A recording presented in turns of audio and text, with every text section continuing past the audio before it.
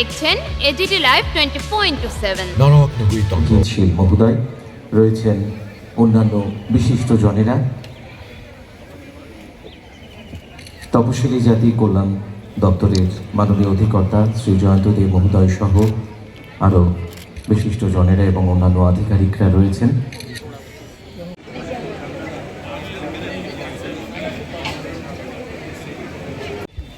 বাবা সাহেব ডক্টর ভীমরাও রামজি আম্বেদকরের আজকের এই 136তম জন্মজয়ন্তী উপলক্ষে বাবা সাহেব ডক্টর বি আর আম্বেদকরের যে আবক্ষ মর্মর মূর্তি রয়েছে সেখানে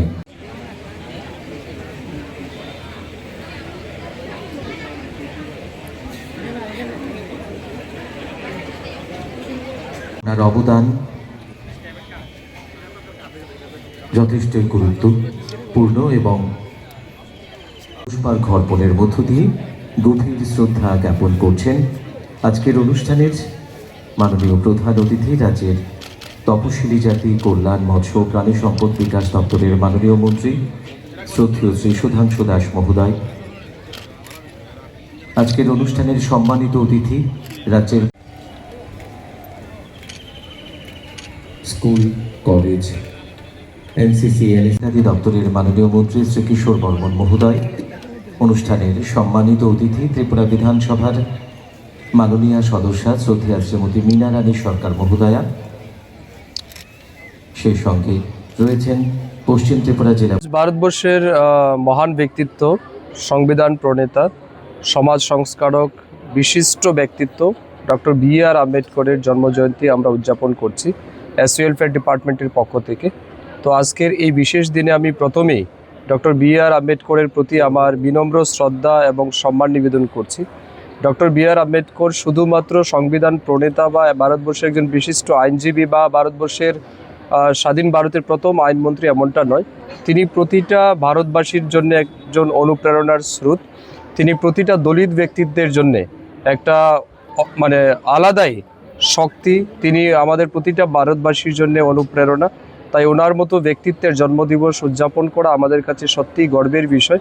তো আমি মনে করি ডক্টর বি আর আম্বেদকর যদি ভারতবর্ষে জন্ম না হতেন বা তিনি যদি আমাদের মধ্যে না থাকতেন, আজকালকে যে বা সেই সময় পরাধীন ভারতের যে অস্পৃশ্যতার যে চরম একটা বিশৃঙ্খলা ছিল, সেই জায়গা থেকে ভারতবর্ষকে মুক্ত করা হয়তো বা সম্ভব হতো না।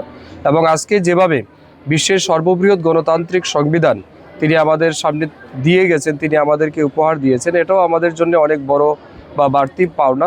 তো আমি আজকের এই বিশেষ দিনে ওনাকে আবারও সম্মান জানাই, শ্রদ্ধা জানাই এবং যুবকদের প্রতি আমার আবেদন থাকবে ডক্টর বি আর আম্বেদকরের যে লাইফ স্ট্রাগল বা হিস্ট্রি সেটা জানা, সেটা বোঝা, তিনি কিভাবে জিরো থেকে হিরো হয়েছেন আমাদের দেশের সামনে, সেটা কিন্তু তার জীবনী থেকে আমরা পাই। তো তিনি স্বাভাবিকভাবে আমাদের প্রতিটা মানুষের জন্যে অনুপ্রেরণার স্রোত, তিনি আমাদের কাছে উন্মাদনার বিষয়। তো ওনাকে জানা উচিত, ওনার ইতিহাস সম্পর্কে আমাদের সবারই অবগত হওয়া। আমাদের পরিবেশিত এই সংবাদটি দেখার জন্য ধন্যবাদ। চিনি কত্তমা নাইমা বাগুই বেলাই হামবাই। ये न्यूज़ कंटेंट देखने के लिए शुक्रिया। अगर आपका कोई सुझाव है तो हमें कमेंट कीजिए, सब्सक्राइब कीजिए AGT live 24/7। Thanks for watching AGT Live 24/7.